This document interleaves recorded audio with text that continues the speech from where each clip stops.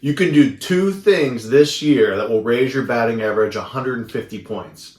And it has nothing to do with your swing. It doesn't have to do with getting better mechanics or fixing your bat angle or your feet or anything like that. These two things, I promise, if you stick to them, will raise your batting average 150 points this year.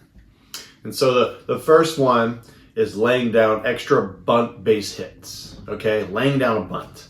Laying down a bunt when the defense is not expecting it, all right, down the line for a base hit, right? There's a difference between sacrifice bunting, where you're just trying to put the ball in play, and bunting for a base hit, right? So you put the ball down the third base line when the third baseman is playing back.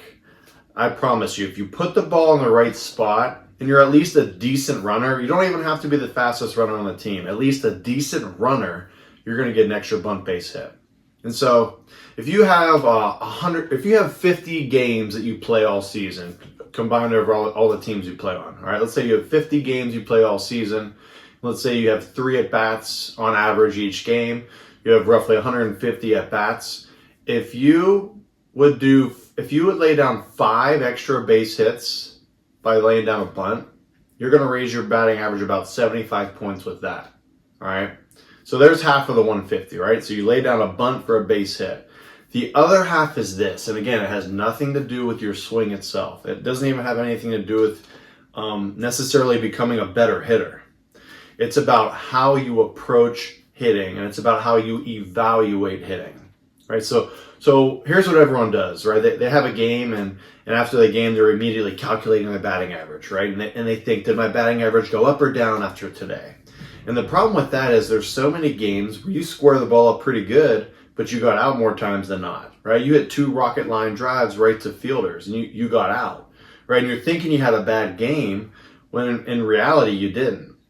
And maybe sometimes on the flip side, you have a couple lucky hits. Let's be honest, we all do. Or we have a couple bloop singles that just find a gap, right? And so, I'm of the belief that it all evens out in the wash. Okay, it all evens out in the wash, meaning that you're going to have both. You're going to have games where you get a couple lucky hits. You're going to have games where you get a couple unlucky outs, right? And so what does this mean? It means you need to evaluate your games off of quality at-bats, not anything else, not base hits, quality at-bats, right? And what is a quality at-bat? A quality at-bat is a hard hit ball, a walk, getting hit by the pitch, seeing 7 pitches or more in an at-bat, sometimes even 6 in one at-bat, right? So seeing a lot of pitches, that's a quality at-bat. Any sacrifice fly, sacrifice bunt, moving runners over, those are quality at-bats because you're doing something good for your team, right? You're scoring runs for your team. And so there's a series of quality at-bats. And by the way, a hit is a quality at-bat, regardless of the type of hit, regardless if it was crushed or if it was a bloop hit. A hit is still a quality at-bat. And so if you have this small list of quality at-bats, there's maybe 6 or 7 things, that's what you got to evaluate yourself on. And your goal is to try to have 2 quality at-bats a game. All right, you have 4 at-bats, 2 quality at-bats a game would be great, right? And that's what you're aiming for, right? And man, keep an average of quality at-bats, right? That would be really awesome if you could do that. Evaluate yourself after each game and list, was this a quality at-bat or not? And then see what your average is with that. And I promise you, if you would actually do that, if you would evaluate quality at-bats and what that average is, it would equate to a much higher batting average. Because you're not trying to just get a hit. You're trying to become a better ball player, right? You're trying to do good things for your team. You're trying to square the ball up. That's your focus. Hit the ball hard, not get a hit, right? Because you can't control getting a hit. You can control hitting the ball hard.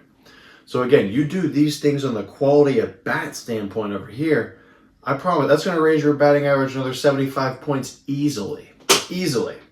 All right, and so you got 75 points you've added by laying down 5 bunts for base hits throughout the year, right? Which again, if you're playing 50 games, you pick 5 of those games out of 50, right? 10% of the games where you laid down just 1 bunt for a base hit, and you've raised it by 75 points.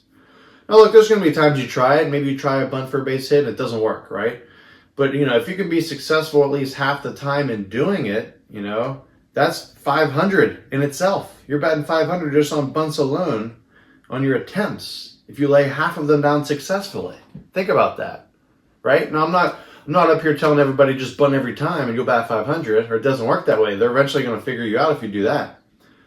But there are so many opportunities throughout the season where the corners are playing back, especially third base, right? In a situation where you can do it in, and you lay down a bunt at the last second, right down the line, right to the third baseman.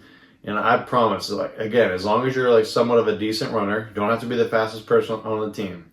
A decent runner, you're going to be at first base sometimes before they even have a chance to throw it over because you're going to catch them off guard so much.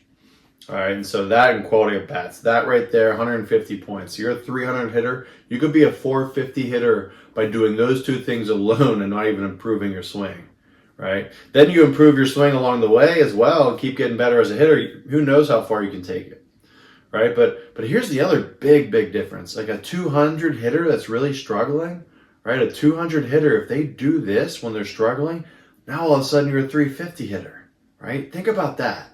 Think about going from a 200 hitter to a 350 hitter by applying these two different things to your game.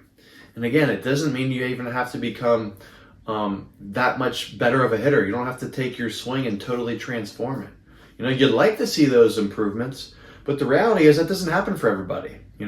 Some people just have a hard time hitting. You know why? Hitting's hard to do, right? Hitting is statistically one of the hardest things in any sport to do because, again, batting 300 is what you're shooting for, and that's only a 30% success rate, right? It's a game of failure.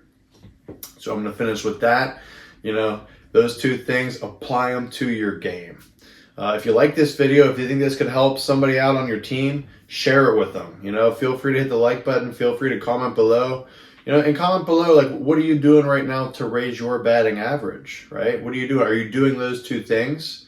If so, leave a comment below. And if you're doing something differently to try to improve yourself as a hitter or improve your average, comment down below what that might be. And I'd be curious to hear what you have to say. All right, that's all for this one. Feel free to subscribe as well if you like the content, and stay tuned for more. I'm going to put a video somewhere here on the side as well to link to another video related to this, or just another video to help you out with your game. And again, thanks for watching.